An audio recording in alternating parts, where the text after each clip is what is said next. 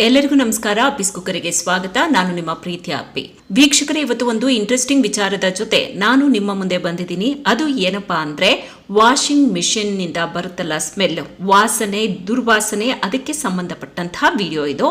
ಕೆಲವರ ಮನೆ washing machine ನಿಂದ ಕೆಟ್ಟ ದುರ್ವಾಸನೆ ಬರ್ತಾ ಇರುತ್ತೆ. ಏನ್ ಮಾಡಿದ್ರೂ ಆ ಸ್ಮೆಲ್ ಹೋಗ್ತಾನೆ ಇರಲ್ಲ. ಅದಕ್ಕೆ ಕಾರಣ ನೀವೇ. ಅಂದಹಾಗೆ ನಾವು ವಾಷಿಂಗ್ ಮಿಷಿನ್ ಅನ್ನ ಸರಿಯಾಗಿ ಮೇಂಟೈನ್ ಮಾಡಿಲ್ಲ ಅಂದ್ರೆ ಆಲ್ಮೋಸ್ಟ್ ಎಲ್ಲ ವಾಷಿಂಗ್ ಮಿಷಿನಿಂದಲೂ ಕೂಡ ವಾಸನೆ ಬರುತ್ತೆ. ಇದು ನಿಮ್ಮ ಆರೋಗ್ಯದ ಮೇಲೂ ಕೂಡ ಕೆಟ್ಟ ಪರಿಣಾಮ ಬೀರಬಹುದು. ಎಚ್ಚರವಾಗಿರಿ. ಇದು ಯಾವ ರೀತಿ ಕೆಟ್ಟ ಪರಿಣಾಮ ಬೀರುತ್ತೆ, ವಾಸನೆ ಬರಬಾರ್ದು ಅಂತಂದ್ರೆ ಏನ್ ಮಾಡಬೇಕು ಅನ್ನೋದನ್ನ ಹೇಳ್ತೀನಿ. ಆದ್ರೆ ಅದಕ್ಕಿಂತ ಮುಂಚೆ ವಾಷಿಂಗ್ ಮೆಷಿನ್ ಇಂದ ವಾಸನೆ ಬರುವುದಕ್ಕೆ ಕಾರಣ ಏನು ಅನ್ನೋದನ್ನ ನೋಡೋಣ. ಮೊದಲ ಕಾರಣ, ಕೆಲವರು ವಾಷಿಂಗ್ ಮಿಷಿನ್ ಅಲ್ಲಿ ಬಟ್ಟೆ ವಾಶ್ ಮಾಡಿದ ನಂತರ ಹಾಗೆ ತೇವಾಂಶವನ್ನ ಬಿಡ್ತಾರೆ. ಇದು ಸಿಕ್ಕಾಪಟ್ಟೆ ಡೇಂಜರು. ನೀವು ಬಟ್ಟೆ ವಾಶ್ ಆದ ತಕ್ಷಣ ಒಂದು ಡ್ರೈ ಬಟ್ಟೆಯಿಂದ ವಾಷಿಂಗ್ ಮೆಷಿನ್ ಡ್ರಮ್ ಇರುತ್ತಲ್ಲ, ಅದೇ ರೀತಿಯಾಗಿ ರಬ್ಬರ್ ಇರುತ್ತಲ್ಲ, ಅದನ್ನ ಚೆನ್ನಾಗಿ ಒರೆಸ್ಬೇಕು. ನಂತರ ಸ್ವಲ್ಪ ಹೊತ್ತು ಅದರ ಬಾಗಿಲನ್ನ ಹಾಗೆ ಓಪನ್ ಮಾಡಿ ಇಡಬೇಕು. ಈ ರೀತಿ ಮಾಡಿಲ್ಲ ಅಂತ ಅಂದ್ರೆ ತೇವಾಂಶ ಹಾಗೇ ಇರುತ್ತೆ. ಇದರಿಂದ ರಬ್ಬರ್ನಲ್ಲಿ ಕಪ್ಪು ಕಪ್ಪಾಗಿ ಫಂಗಸ್ ಆಗುತ್ತೆ. ಇದು ಕೂಡ ವಾಸನೆ ಬರುವುದಕ್ಕೆ ಶುರುವಾಗುತ್ತೆ. ಇದರಲ್ಲಿ ಬ್ಯಾಕ್ಟೀರಿಯಾ ಬೆಳಿಬಹುದು. ಇದು ನಿಮ್ಮ ಬಟ್ಟೆಗೆ ತಾಗಿ ನಿಮ್ಮ ಹತ್ರನೂ ಬರಬಹುದು. ಇದು ಆರೋಗ್ಯದ ಮೇಲೆ ಕೆಟ್ಟ ಪರಿಣಾಮ ಬೀರಬಹುದು. ಹುಷಾರಾಗಿರಿ.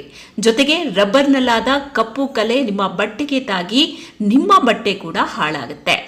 ಸೆಕೆಂಡ್ ರೀಸನ್, ವಾಷಿಂಗ್ ಮೆಷಿನ್ ಮಾತ್ರ ಅಲ್ಲ, ಡಿಟರ್ಜೆಂಟ್ ಹಾಕ್ತಿರಲ್ಲ ಆ ಟ್ರೇ ಅಂದ್ರೆ ಡ್ರಾಯರ್ನಲ್ಲೂ ಕೂಡ ತೇವಾಂಶ ಇರುತ್ತೆ. ಅದರಿಂದ ವಾಸನೆ ಬರೋ ಚಾನ್ಸಸ್ ಹೆಚ್ಚಾಗಿರುತ್ತೆ. ಹೀಗಾಗಿ ಈ ಡಿಟರ್ಜೆಂಟ್ ಟ್ರೇಯನ್ನ ಕೂಡ ಕ್ಲೀನ್ ಮಾಡಿ ಇಟ್ಕೊಳ್ಳಿ. ವಾರಕ್ಕೆ ಒಂದ್ಸಾರಿ ಆದ್ರೂ ಇದನ್ನ ತೆಗೆದು ವಾಶ್ ಮಾಡಿ ಚೆನ್ನಾಗಿ ಡ್ರೈ ಬಟ್ಟೆಯಿಂದ ಒರೆಸಿ ಹಾಕಿ. ಮೂರನೇ ಕಾರಣ, ವಾಷಿಂಗ್ ಮಿಷಿನ್ ಬಟ್ಟೆ ತೊಳೆದ ತಕ್ಷಣ ಬಟ್ಟೆಯನ್ನ ಹೊರ ತೆಗೆದ ನಂತರ ಅದರ ಬಾಗಿಲನ್ನ ಸ್ವಲ್ಪ ಹೊತ್ತು ಓಪನ್ ಮಾಡಿಡಬೇಕು, ಗಾಳಿ ಆಡಬೇಕು. ಆಗ ಚೆನ್ನಾಗಿ ವಾಷಿಂಗ್ ಮಿಷಿನ್ ನಲ್ಲಿರುವಂತಹ ನೀರಿನ ಪಸೆ ಡ್ರೈ ಆಗುತ್ತೆ. ಆಗ ವಾಷಿಂಗ್ ಮಿಷಿನ್ ಒಳಗೆ ಶಿಲೀಂಧ್ರಗಳ ಬೆಳವಣಿಗೆಯ ಅಪಾಯವನ್ನ ಕಡಿಮೆ ಮಾಡಬಹುದು. ನಾಲ್ಕನೇ ಕಾರಣ, ಫಿಲ್ಟರ್ ಮತ್ತು ರಬ್ಬರ್ ಸೀಲ್ ಅನ್ನ ಕ್ಲೀನ್ ಮಾಡದೇ ಇರೋದು. ವಾಷಿಂಗ್ ಮಿಷಿನ್ ಬಾಗಿಲ್ ಸುತ್ತ ಇರುತ್ತಲ್ಲ, ಫಿಲ್ಟರ್ ಮತ್ತೆ ರಬ್ಬರ್ ಸೀಲ್ ನಲ್ಲಿ ಕೊಳಕು ಕಲೆಕ್ಟ್ ಆಗೋ ಸಾಧ್ಯತೆ ಹೆಚ್ಚಾಗಿರುತ್ತೆ. ಹೀಗಾಗಿ ಅದನ್ನ ಕ್ಲೀನ್ ಮಾಡ್ತಾ ಇರಬೇಕು. ಜೊತೆಗೆ ತೇವಾಂಶ ಇರದ ಹಾಗೆ ಡ್ರೈ ಬಟ್ಟೆಯಿಂದ ಅದನ್ನ ಒರೆಸ್ತಾ ಇರಬೇಕು. ಇದ್ರ ಕಡೆ ಗಮನ ಹೆಚ್ಚಾಗಿರ್ಲಿ, ಈ ಕಡೆ ಎಚ್ಚರ ಕೂಡ ಇರಲಿ. ಇದರ ಜೊತೆಗೆ ವಾಷಿಂಗ್ ಮಿಷಿನ್ಗೆ ಎಷ್ಟು ಬೇಕೋ ಅಷ್ಟು ಮಾತ್ರ ಡಿಟರ್ಜೆಂಟ್ ಅನ್ನ ಬಳಸಬೇಕು. ಅತಿಯಾಗಿ ಬಳಸಬಾರ್ದು. ಅತಿಯಾಗಿ ಬಳಸಿದ್ರೆ ಮೆಷಿನ್ ನಲ್ಲಿ ಪುಡಿ ಶೇಖರಣೆಯಾಗಿ ಸ್ಮೆಲ್ ಬರೋ ಸಾಧ್ಯತೆ ಹೆಚ್ಚಾಗಿರುತ್ತೆ. ಇನ್ನು ಇಷ್ಟೇ ಅಲ್ಲ, ಆಗಾಗ ವಾಷಿಂಗ್ ಮಿಷಿನ್ ಅನ್ನ ಕ್ಲೀನ್ ಮಾಡ್ತಾ ಇರಬೇಕು. ಇದಕ್ಕೆ ಅಂತಾನೆ ಪೌಡರ್ ಸಿಗುತ್ತೆ. ಅಟ್ಲೀಸ್ಟ್ 15 ದಿನಕ್ಕೊಂದ್ಸಾರಿನಾದ್ರೂ ಅದನ್ನ ಡ್ರಮ್ಗೆ ಹಾಕಿ ಕ್ಲೀನ್ ಮಾಡ್ತಾ ಇರಿ. ಇದರಿಂದ ಡೀಪ್ ಕ್ಲೀನ್ ಆಗುತ್ತೆ. ನಂತರ ಡ್ರೈ ಬಟ್ಟೆಯಿಂದ ಒರೆಸಿ ಡ್ರೈ ಮಾಡಿ. ಆಗ ಯಾವ ಸ್ಮೆಲ್ಲೂ ಬರಲ್ಲ, ಫಂಗಸ್ ಕೂಡ ಆಗಲ್ಲ. ಕೆಲವರು ವಿನೆಗರ್ ಮತ್ತೆ ಅಡುಗೆ ಸೋಡಾ, ನಿಂಬೆ ಹಣ್ಣನ್ನ ಬಳಸಿ ಕೂಡ ವಾಷಿಂಗ್ ಮಿಷಿನ್ ಅನ್ನ ಕ್ಲೀನ್ ಮಾಡ್ತಾರೆ.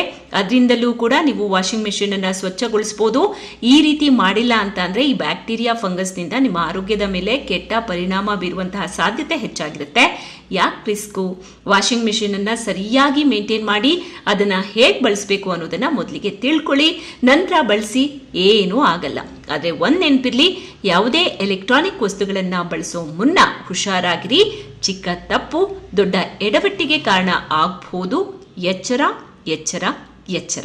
ವೀಕ್ಷಕರೇ, ಇದು ಎಲ್ಲರಿಗೂ ಕೂಡ ಯೂಸ್ಫುಲ್ ಆಗುವಂತಹ ವಿಡಿಯೋ. ಹೀಗಾಗಿ ಆದಷ್ಟು ಶೇರ್ ಮಾಡಿ, ಲೈಕ್ ಮಾಡಿ. ಜೊತೆಗೆ ನೀವಿನ್ನೂ ಕೂಡ ನಮ್ಮ ಚಾನೆಲ್ ಅನ್ನ ಸಬ್ಸ್ಕ್ರೈಬ್ ಮಾಡಿಲ್ಲ ಅಂತಂದ್ರೆ ಈ ಕೂಡಲೇ ಸಬ್ಸ್ಕ್ರೈಬ್ ಮಾಡಿ.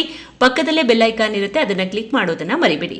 ಮತ್ತೊಂದು ಹೊಸ ಇಂಟ್ರೆಸ್ಟಿಂಗ್ ವಿಡಿಯೋ ಜೊತೆಗೆ ಆದಷ್ಟು ಬೇಗ ನಿಮ್ಮ ಮುಂದೆ ಮತ್ತೆ ಹಾಜರಾಗ್ತೀನಿ. ನಿಮ್ಮ ಸಪೋರ್ಟ್ ಇದೇ ರೀತಿ ಆಗಿರ್ಲಿ. ನಮಸ್ಕಾರ ವೀಕ್ಷಕರೇ.